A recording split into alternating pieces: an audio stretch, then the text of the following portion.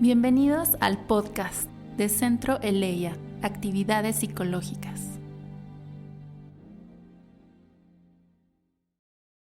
Entrevista, bases neurobiológicas y el efecto del trauma en momentos críticos del desarrollo, que realizó la doctora Nadezhda Berjón a la doctora Iliana Ortega durante las Jornadas Clínicas 2021, el trauma social, familiar, subjetivo.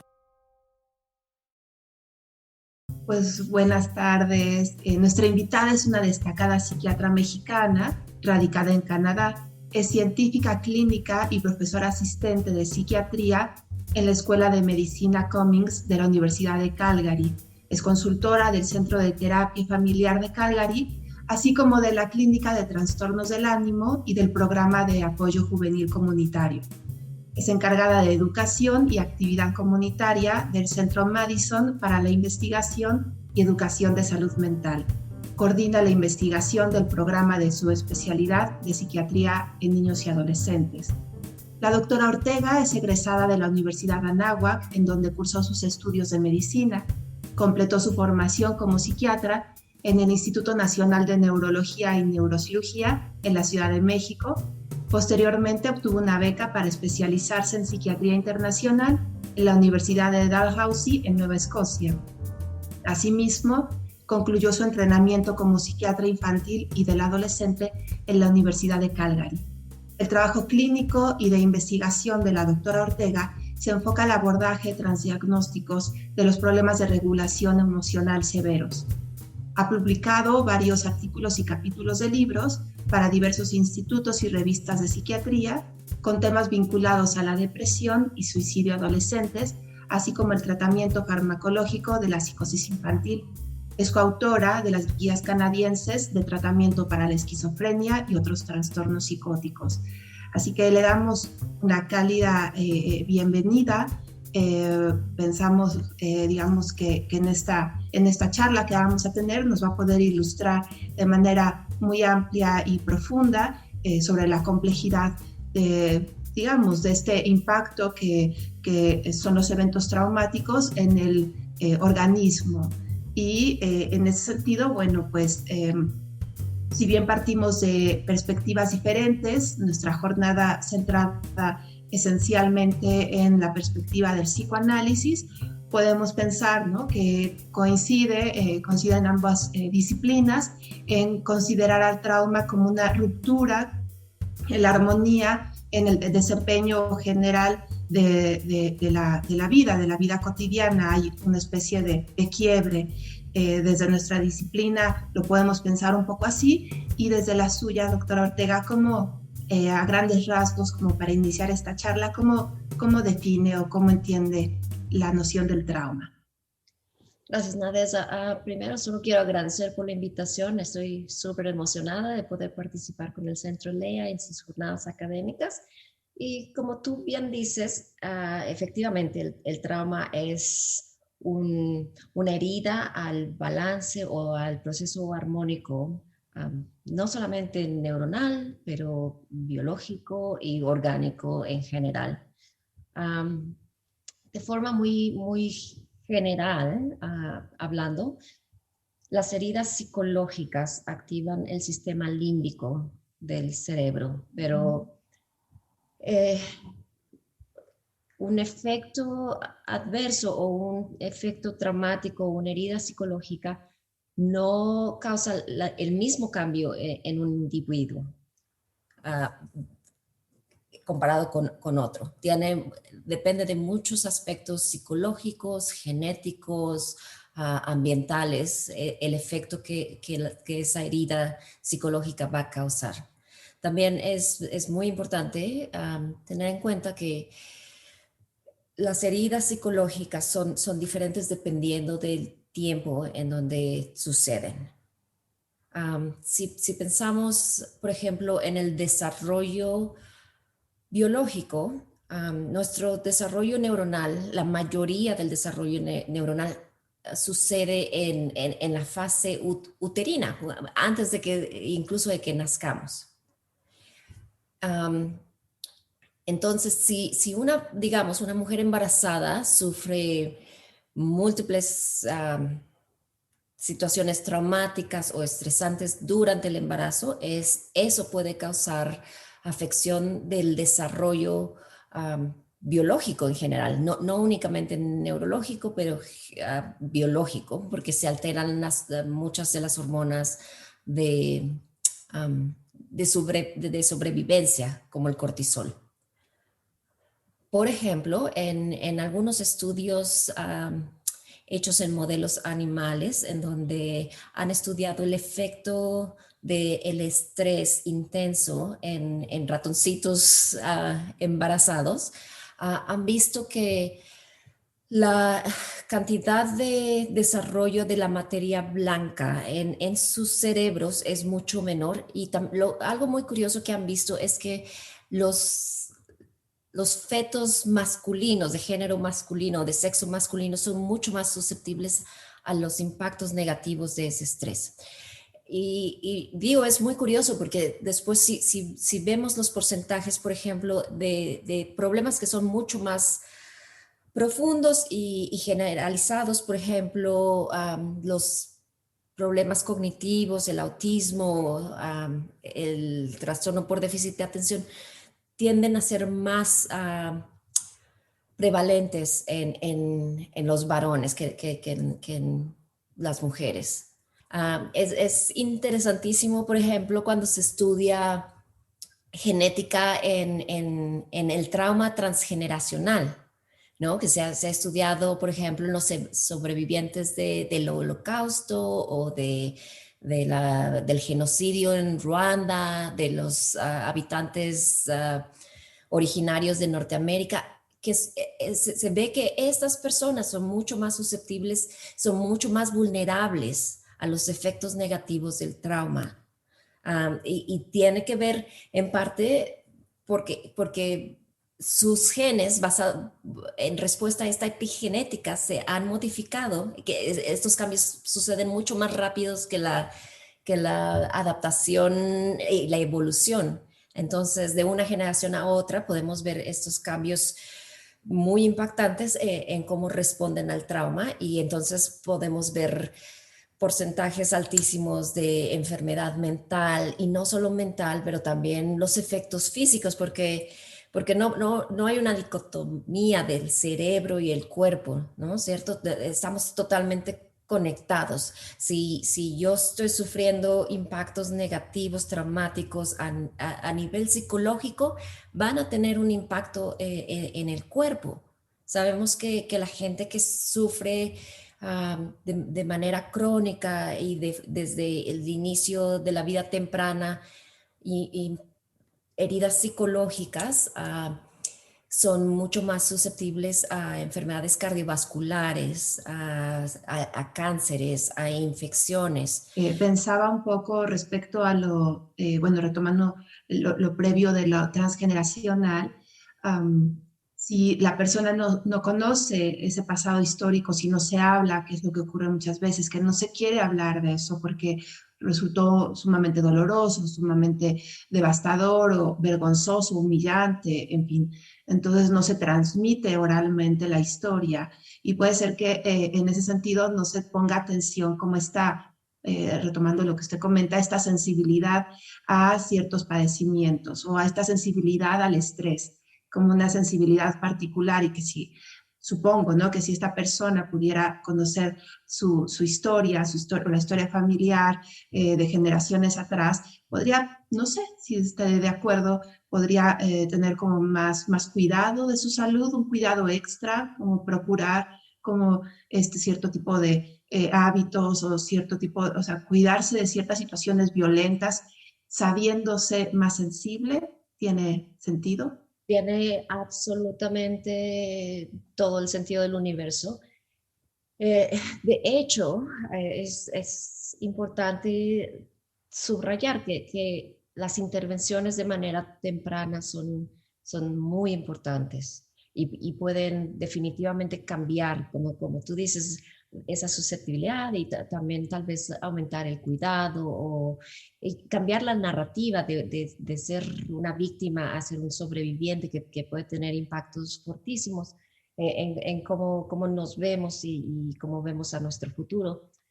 Algo que quería comentarte es que ha habido estudios de imagen en donde se ve, bueno, no solo de imagen, sí de imagen con medicamentos. Por ejemplo, las personas que tienen trastorno por estrés postraumático, que reciben medicamentos antidepresivos, pueden mostrar ciertos cambios en algunas regiones del cerebro que están vinculadas con la secreción de la serotonina. Pero no porque sea psiquiatra quiero decir solamente los psicotrópicos es la mejor elección. No. Um, Aquí puede ser que yo esté un poco o mucho bias. Sesgada. Es sesgada. Con Muchas un gracias. sesgo. Puede ser que esté sesgada, pero no, porque el proceso psicológico de hablar del trauma requiere que la persona esté en un estado emocional y mental en donde puedan procesar eso. Y hay veces que toma tiempo llegar a ese lugar, especialmente cuando realmente estamos hablando de grandes traumas, no traumas pequeñitos. Hemos visto cambios cuando se ponen sujetos que han sido sometidos a trauma y están recibiendo medicamentos en ciertas áreas, especialmente en el hipocampo, pero terapias habladas que se basan específicamente en tratar el trauma han llevado sujetos a los mismos estudios de imagen y han visto que no importa si es medicación o si es una terapia hablada, los cambios neuronales, cerebrales suceden en las mismas regiones, qué lo cual es interesante. maravilloso. Qué interesante. O sea, digamos que podrían ser dos opciones, dos tratamientos muy distintos, el farmacológico y el de una terapia, sí, digamos, del habla, o sea, como pues, puede ser el psicoanálisis, una psicoterapia psicoanalítica, por ejemplo, entre otras, ¿no? Y que el resultado será, si se lleva a cabo de manera, claro, firme, comprometida, disciplinada, el resultado puede ser el mismo. Absolutamente. A mí me surge la duda, doctora Ortega, respecto a si estas situaciones de estrés que crean como ciertas modificaciones en el sistema neuronal son hasta cierto punto irreversibles. Por ejemplo, en esta cuestión que menciona un embarazo, si una mujer vive un embarazo muy difícil, por ejemplo, ahora en la pandemia, que pues puede ser que el proveedor principal haya perdido el trabajo, además la situación de encierro produce, pues no nada más, o sea, por el encierro, quizá también por el tipo de personalidad de los integrantes de la familia, pero bueno, que se produzca como mucho lío, mucha pelea, mucha discusión, una situación, digamos, complicada y fuerte, ¿no? O sea, como está comentando, no es no son dosis pequeñas, son situaciones bastante fuertes e intensas. Puede ser que ese bebecito sí tenga una situación irreversible, o sea, que pueda paliarse, que pueda mitigarse, pero que en sí no vaya a cambiar, que no lo vaya a volver, digamos, lo más sano, que podría haber sido un sujeto mucho más sano. La magia de la biología es que efectivamente los efectos tempranos en el cerebro pueden ser mayores, pero también en las etapas tempranas nuestro cerebro es mucho más plástico y tenemos una maravillosa función que se llama plasticidad. Y la plasticidad básicamente quiere decir que el cerebro es capaz de reorganizar. Entonces, si, digamos, tengo afectado un lugarcito donde, digamos, está la función motora, pero si es bien temprano y con intervención temprana, con cambios en el ambiente, ese cerebro puede, por medio de un desarrollo de la plasticidad, puede recobrar esas mismas funciones, puede activar otras áreas que van a funcionar como función motora. Entonces, los cambios no necesariamente son permanentes. Si hay suficiente nutrición, suficiente protección del ambiente, la capacidad del cerebral es tan rica y tan maravillosa que puede regenerarse. El problema aquí, Natesa, es que si fuese un trauma único que va y se remueve, entonces el cerebro va a poder adaptarse y reorganizar esas vías y funciones.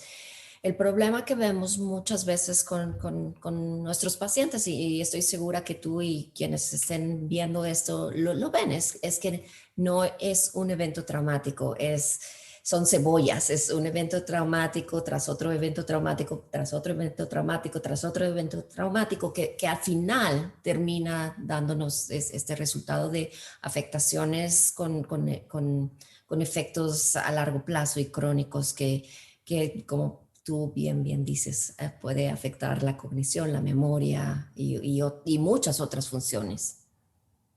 Ha habido bastante interés por moverse a ser más sensibles al trauma infantil, por estar más atentos cuando vemos pacientes chiquitos para preguntar si hay situaciones de trauma.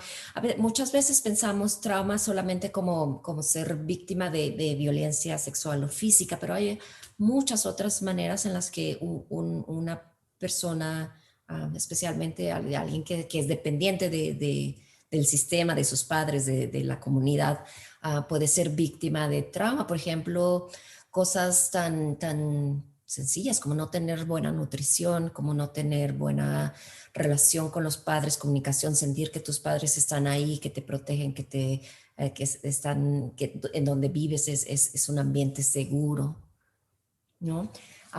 Cuando te decía que ha habido un fuerte movimiento por hacerlo de manera mucho más temprana. En los Estados Unidos hicieron un estudio bien grande a través de todo el país de forma retrógrada para preguntarle a la gente cuántos de sus habitantes se identificaban como haber sido víctimas de trauma pequeño. Y fíjate que los resultados en este estudio dijeron que el 61% de las personas se identificó por al menos haber tenido un evento traumático en la infancia. Y como resultado de este estudio, que ha sido muy importante para abrirnos los ojos y ver las consecuencias y la importancia de atender el trauma de forma temprana, es que entre más eventos traumáticos en la infancia, los efectos van a ser mucho más profundos, mucho más crónicos. Sabemos que la gente que ha tenido más de 4 y muchas veces, bueno, yo con los pacientes que yo trabajo, su escala de 10 a veces no me es suficiente porque estos chiquitos llegan y están mucho más allá. Toda su vida es un trauma, toda su narrativa es trauma y sobrevivencia. Y si tú creces en un ambiente así que afecta tu sistema límbico, recordemos que el sistema límbico existen las 3 áreas más importantes: la amígdala, el hipocampo y la corteza prefrontal medial. Entonces, cuando estas áreas se activan, de una manera inicial, esta activación de mi sistema límbico tiene una función de sobrevivencia, ¿no es cierto? Si yo estoy en mi estado de correr y pelear, es lo que potencialmente podría salvarme. Pero si esta alarma continúa siendo prendida de forma repetitiva porque estoy expuesto constantemente a trauma, en algún momento deja de funcionar, se rompe, ya no puede medir las situaciones que son realmente de daño o no, y se quedan activados, súper activados constantemente, y entonces identifico absolutamente todo mi ambiente y todo lo que me rodea como una amenaza. Entonces, si mi estado neuronal está en ese estado de amenaza constante, es imposible que yo atienda a la escuela y esté presente y pueda digerir lo que se me está presentando. El hipocampo la función principal es la memoria. Ha habido muchos estudios estudiando la memoria en pacientes que han sido expuestos a múltiple trauma, y es uno de las áreas mucho más afectadas en personas que han sufrido trauma. Entonces, si yo no, se vuelve un ciclo vicioso, si yo no puedo estar presente en mi vida, si yo no puedo conectar, generar relaciones fuertes, sanas con mis compañeros, con mis maestros, con mis vecinos, con mis padres, porque mi ambiente es identificado como una amenaza constante. Entonces, no tengo esa relación social. Si no puedo estar presente, procesar cosas académicas, eso va a tener consecuencias a largo plazo.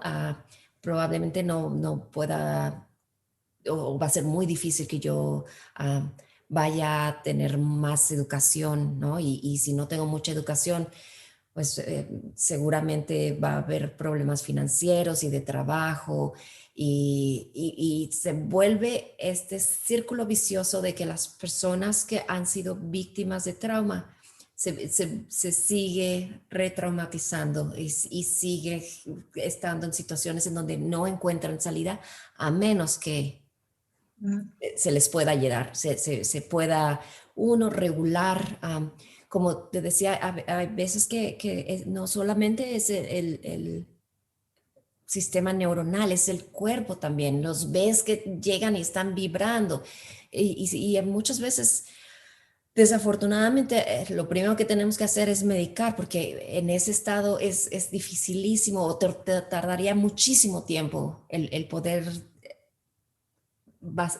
desarrollar una relación lo suficientemente fuerte para que el miedo, la sensación de amenaza baje lo suficiente para que yo pueda estar presente, para que yo pueda tener un proceso psicoterapéutico adecuado.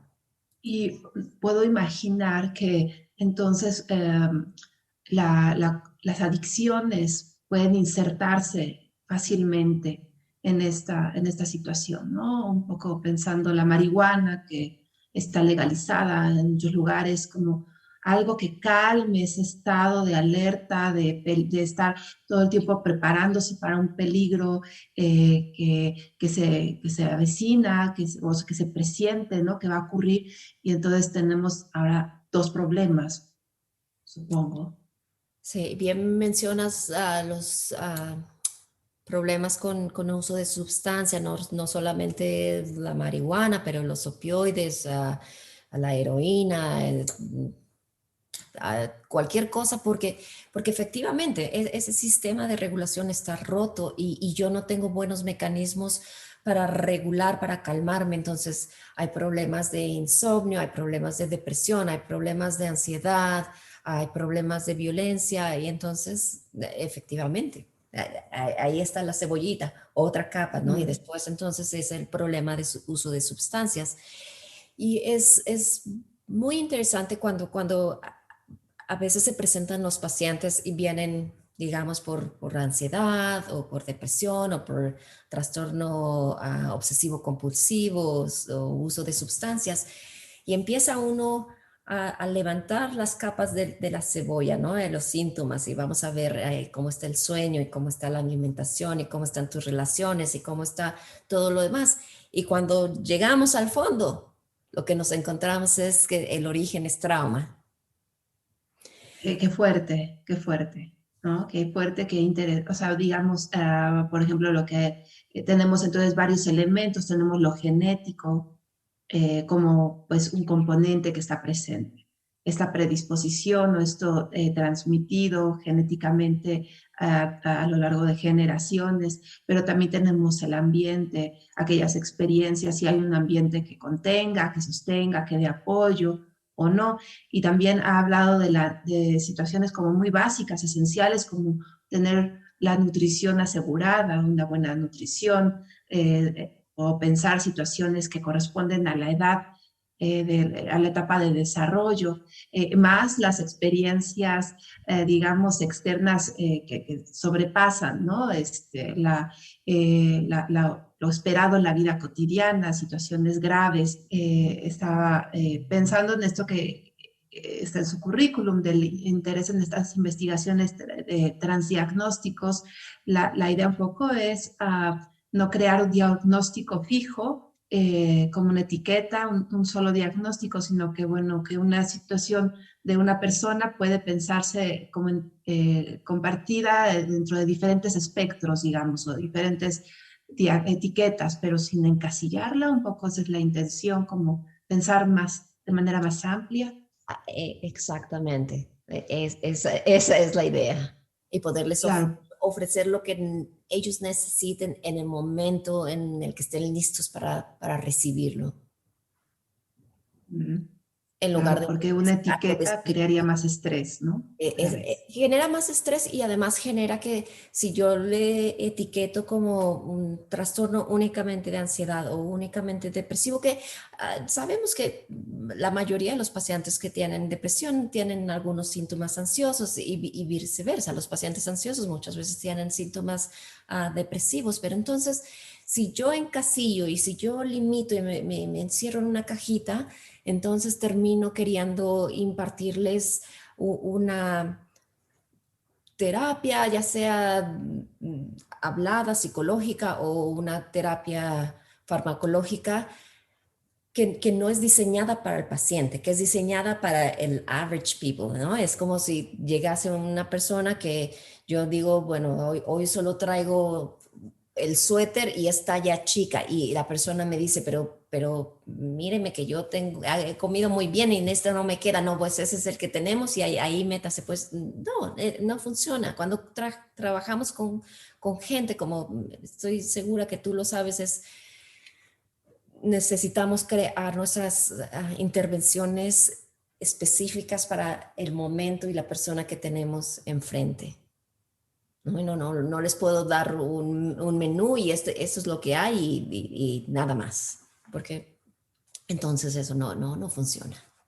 Y, por ejemplo, pensando en lo que estamos viviendo actualmente, eh, sobre la pandemia, en México, por ejemplo, pues los jóvenes, bueno, todo el sistema educativo se ha detenido en términos de lo presencial, o sea, todo se ha mantenido a distancia, pero pensando en niños y jóvenes sobre todo, que son los pues, que en ese momento les afecta más no ir a las aulas, no convivir con los compañeros, o sea, digamos, en la adolescencia, que es tan importante la socialización, y en la infancia también, poder confiar en el mundo, saber que ese mundo es seguro, más el estrés de ahora todos estamos encerrados, tenemos que adaptarnos, el miedo, las pérdidas, que además pues también hay contagio y también hay fallecimiento, y desde ciertas líneas podemos pensar que va a ser traumático a partir de pues, una serie de situaciones. O sea, la pandemia en sí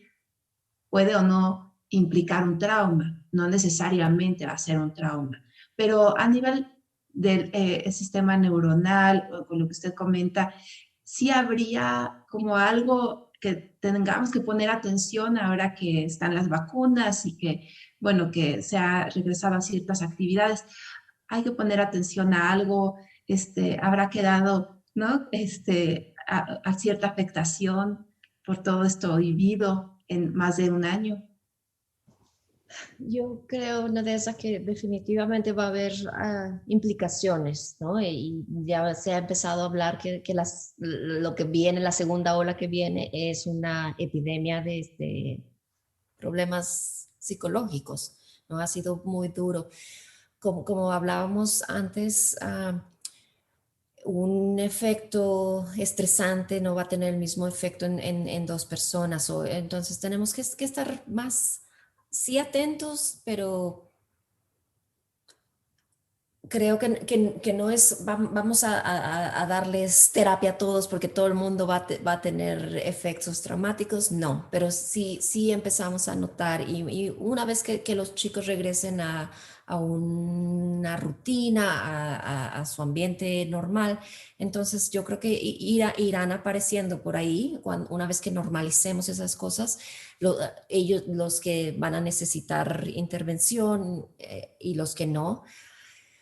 También tenemos que pensar que no para todo el mundo la pandemia ha sido lo mismo, ¿no? No es lo mismo si tú no vas al colegio, pero estás en tu casa y todos los días hay comida rica y las dinámicas familiares en ese hogar son armoniosas, ¿no? Es distinto que si a lo mejor no ha habido comida y los papás no pueden trabajar y la abuelita está enferma y el papá toma y hay violencia. Entonces, cómo se vive la misma situación va a ser muy diferente. Um, Creo que va a haber algo que va a funcionar como modificador aquí y es el hecho de que todos estamos en este tren. De una forma u otra, prácticamente todo el mundo ha sido afectado por la pandemia y por los cambios. Bien, dices que es efectivamente en la infancia, pero especialmente en la adolescencia, estos chicos van a tener que adaptarse.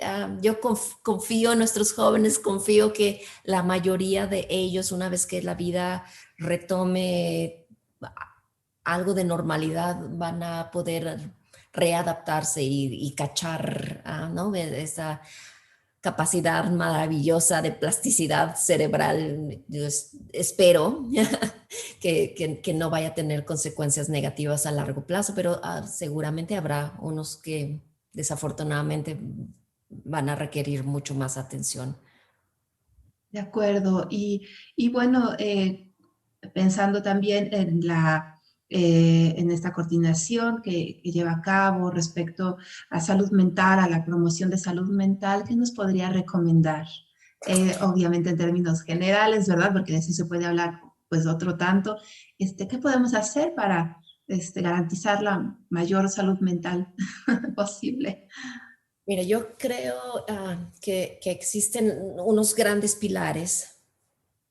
Buena calidad de sueño. Nuestros jóvenes están de forma crónica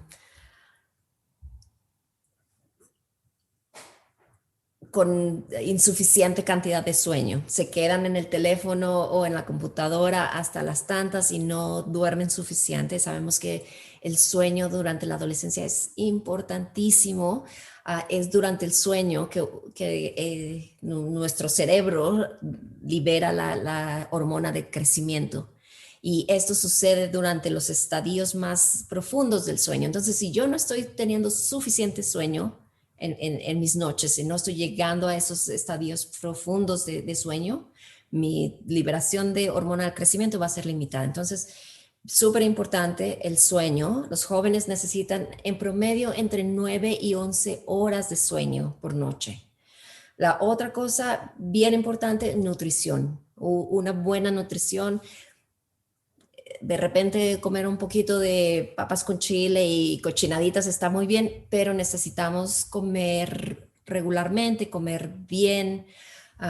La otra súper importante, actividad física. Necesitamos estar activos físicamente, ¿no? Y no solamente es por lucir bien, sino por salud, por todo. Necesitamos que se mueva. La otra súper importante son rodearnos y tener interacciones positivas. Es vital. A final de cuentas, somos animales sociales y necesitamos encontrar nuestra gente, sentir que pertenecemos a a algo, ¿no? Especialmente para los adolescentes, eso es importantísimo, el tener mi sensación de pertenencia a un grupo. Desafortunadamente, he visto mucho en los jóvenes que, así como hace 30 años uno se identificaba con yo soy rocker, yo soy punk, yo soy fresa o yo soy lo que sea, y uno usaba su playera de grupo de rock y esa era mi bandera de pertenencia. Ahora veo muchos jóvenes buscando esa sensación de pertenencia, poniéndose etiquetas de salud mental, por ejemplo, ahora resulta que la mayoría de los jóvenes con los que trabajo tienen problemas de sexualidad y de identidad, y entonces, y es como, ahora, ¿a qué grupo perteneces? ¿Perteneces a los deprimidos? ¿Perteneces a los ansiosos? ¿O perteneces a los que tienen trastornos de género? Entonces, creo que hay un riesgo en normalizar, que me encanta que hoy en día se habla mucho más de la salud mental, la gente está mucho más Consciente. más, gracias, mucho más consciente de que la salud mental juega un rol súper importante en el bienestar físico. El problema de eso es que se ha súper normalizado y creo que eso puede tener consecuencias negativas. Y bueno, pues hay muchos temas que podemos ¿no? abordar. Es muy, muy interesante lo que nos comentan. No sé si hay algo más que le parezca pertinente o muy puntual que quiera agregar. Um, Yo, lo único que me gustaría agregar es, existen diferentes tamaños de trauma, ¿no? Y tener situaciones estresantes en nuestra vida es parte del estar vivo y es importante, y tenemos que poder crear a jóvenes, niños jóvenes que sean resilientes, que tengan una capacidad adaptativa lo suficientemente fuerte. Cuando nos enfocamos únicamente en trauma, no quiere decir que todo el trauma es negativo. Hay un poco del trauma que es necesario, que es parte de la adaptación. El problema del trauma es cuando el trauma es demasiado grande, cuando es tóxico, cuando es no predictible y rebasa mis capacidades de adaptación. Entonces es cuando va a tener consecuencias negativas. Creo que como sociedad también hemos estado volviéndonos súper protectores de nuestros niños y nuestros jóvenes, y queremos tenerlos en burbujitas en donde nada les duela, nada les afecte. Y a la larga eso también puede tener consecuencias negativas, porque entonces estos chicos no están preparados para tener ninguna herida psicológica. Apenas dejan el nido y una herida pequeñita puede tener consecuencias bien negativas. Entonces, enfocarnos en hacer jóvenes resilientes es importante. Y sí, ¿no? Tendríamos entonces como los dos polos, el que desafortunadamente sufre trauma tras trauma y no le da tiempo de recuperarse, adaptarse y dar una respuesta, pues una respuesta óptima, se ve rebasado, y el que es tan cuidado, sobreprotegido que, digamos, más adelante una mala calificación, que el grupo no lo acepte, que empiece a manejar y choque, bueno, tenga una percance menor y no puede con eso, y entonces ya no quiere ir a la escuela, ya no quiere manejar, ya no quiere salir al mundo porque fue demasiado, ¿no? Entonces, claro, siempre estos extremos son importantes tenerlos en cuenta. Y pues le agradecemos mucho de parte de Centro Eleya. Sabemos que nuestro público va a poder alimentarse muy bien con todo el conocimiento que ha compartido con nosotros, y pues quedamos de nuevo en este agradecimiento. Esperamos poder contar con usted más adelante. el gusto es mío. Muchísimas gracias. Entra a nuestro sitio web www.centroeleia.edu.mx o visita nuestras redes sociales para conocer más de Centro Eleia.